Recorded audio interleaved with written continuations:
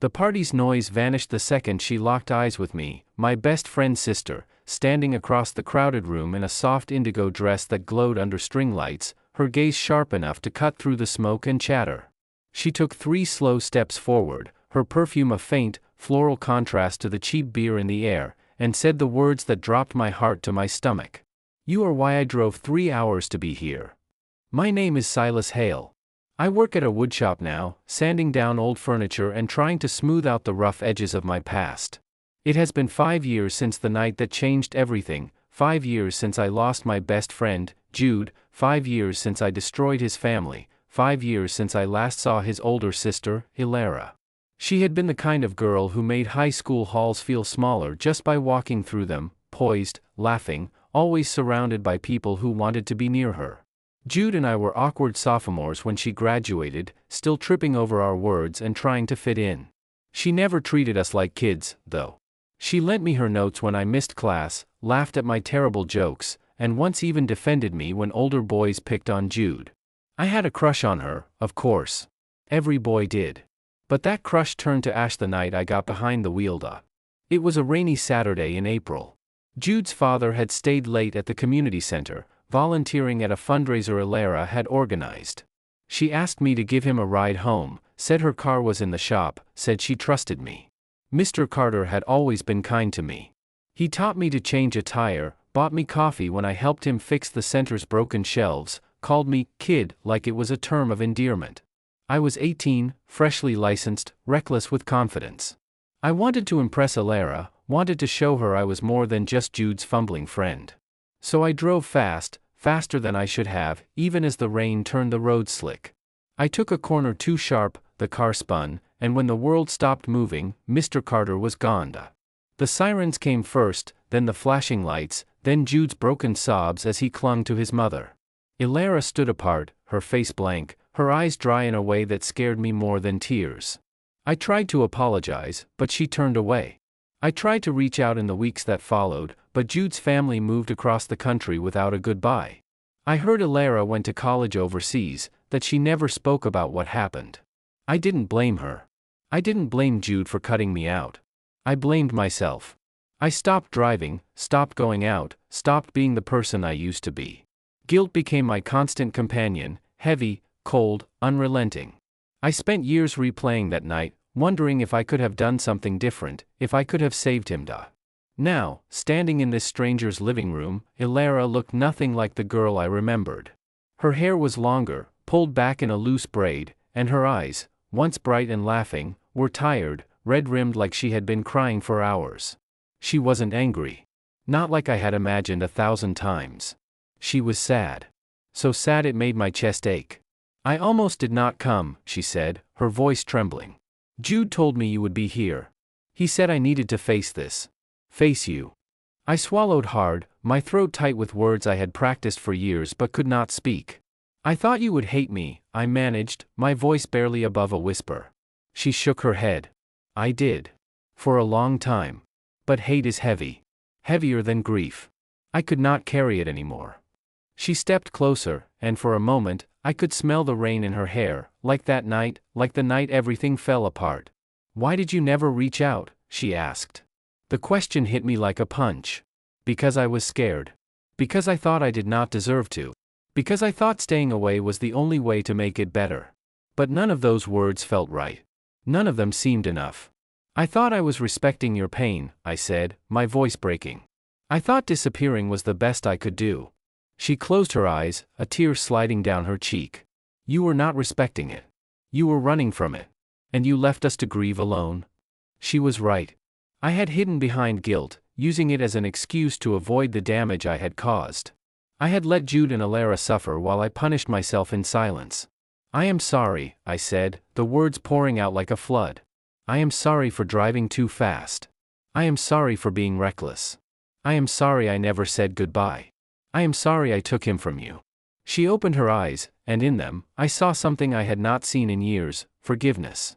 Not the easy kind, but the kind that comes from years of hurt and healing. She reached into her purse and pulled out a folded photograph, worn at the edges like it had been carried everywhere.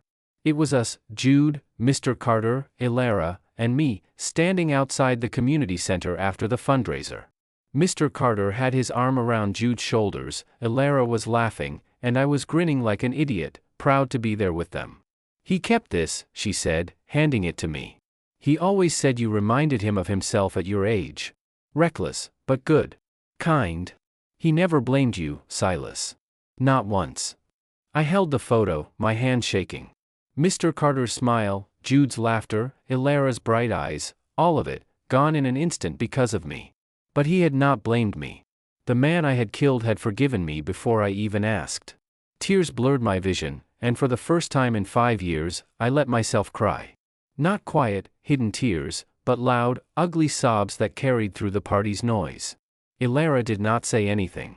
She just stood there, and when I finally calmed down, she stepped forward and hugged me. It was a soft hug, tentative at first, then tighter, like she was letting go of years of pain, too. "Forgiveness is not about you," she said, her voice soft in my ear. "It is about me. About letting go so I can live again." After that night, things did not fix themselves overnight. Jude was still distant when we first spoke, his words careful, his trust fragile. But Elara kept in touch. She sent me texts, short and kind, checking in to see how I was. We met for coffee once a month, and she told me about her life, her job as a counselor, her therapy, how she was learning to talk about her father without breaking down. She said talking to me helped. That facing the person who had caused her so much pain was part of her healing. And for me, she was a reminder that guilt did not have to define me. That I could make amends, even if I could not undo what I had done. Months later, Jude called me. His voice was different, warmer, lighter, like the friend I had lost. He invited me to his apartment for dinner. I almost said no. Fear is a hard habit to break. But I thought of Elara's words, of the photograph, of Mr. Carter's kindness. I said yes.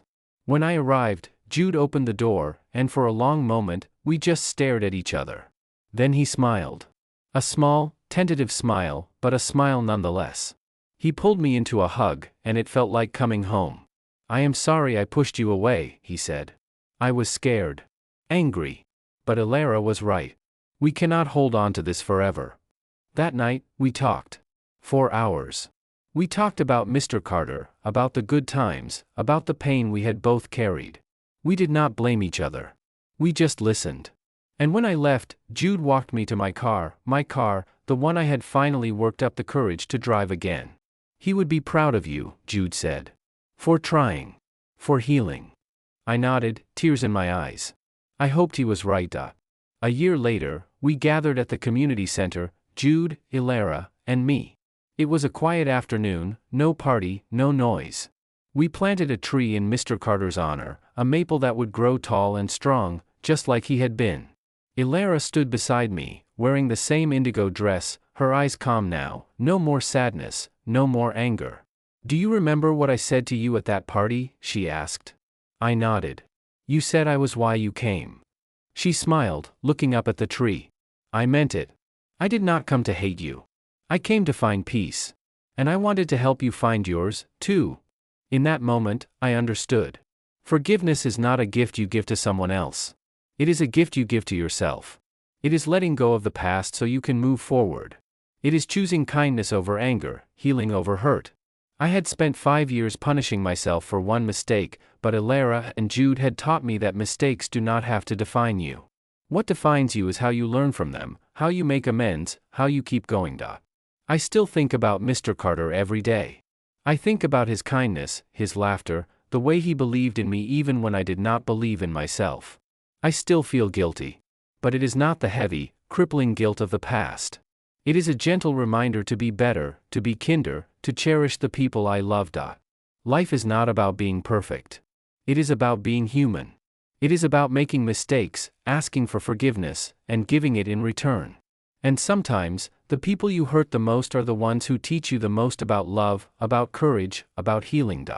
If this story touched your heart, if you believe in forgiveness, second chances, and the power of letting go, like, comment, and subscribe to Mended Paths Healing Hearts. We share emotional tales of courage, grace, and the magic of moving forward. Comment below, forgiveness frees if you have ever let go of anger to find peace. We want to hear your story.